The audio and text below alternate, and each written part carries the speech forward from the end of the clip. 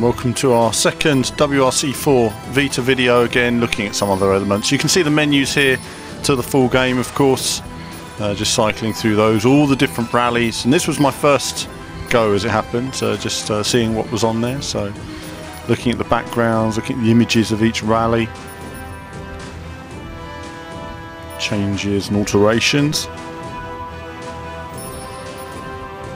I decide which way I'm going to go. Considering Germany, we'd seen that before. But then deciding to go for Australia because it was relatively new back in the game again. So we'll go with that. And deciding which car to go with. Get the WRC3 there, selection. Again, I considered the audio, but we've cut now. I cycled through those. And then I decided to go with, let's just go with the standard WRC class and jump in Sebastian Loeb's car, something like that, because it's nice and easy to drive comparatively. Now we've cut the loading times as well. There's a little bit of loading time in there, and then we see the level laid out here, the background. I mean, look at that. I mean, for a Vita handheld, I mean, when you see it in person, it's even more impressive. You know, as everyone will know, the screen is fantastic, and yeah, it certainly looks good here. Nice detail on the textures, and we'll cut swiftly from this. You can see the cockpit cams, the two cockpit cams as well, so it's all in there.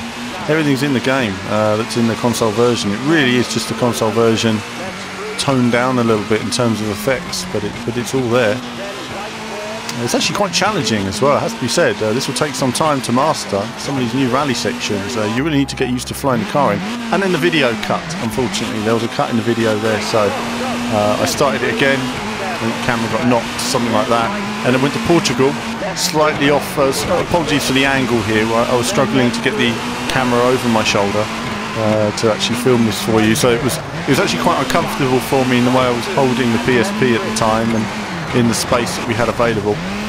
So this is just the original Portugal, but it's been remodeled, retextured, and they've just sort of changed the visuals, but it looks very different now. They've done a lot of work here, and it looks much more natural in terms of lighting and everything else. The tracks will vary in terms of how they look, but we've got lots of this coming.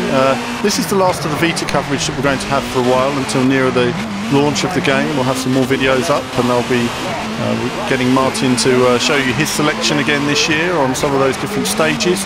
And of course we'll be having footage from the console and PC versions up on the channel in the coming days. We should have a video every day from now on of WRC4 action. Whoa! Up on two wheels, but keeping it all together. And again here, I don't know these stages very well, but you know, big hands at the end of the day, viewers. That's my excuse for any mistakes made, as I make a mistake there. But it will take time learning these sections. And I'll try to navigate my way around here.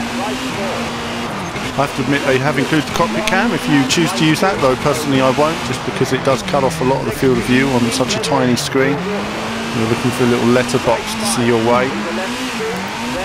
But it's nice that they've included those aspects within the game. As we make our way through this stage. This video is going to end shortly as well, but I hope you've enjoyed this first little look at WRC4. I'm not certain we have any more Vita footage, but if I do find some, you'll be sure to see that on the channel, and you'll be seeing lots more of the console version as well, the PS3 version, in the coming days. But as ever, I'll leave this with you now, and as ever, there'll be more from me on WRC and lots of other racing stuff and bits and pieces very soon.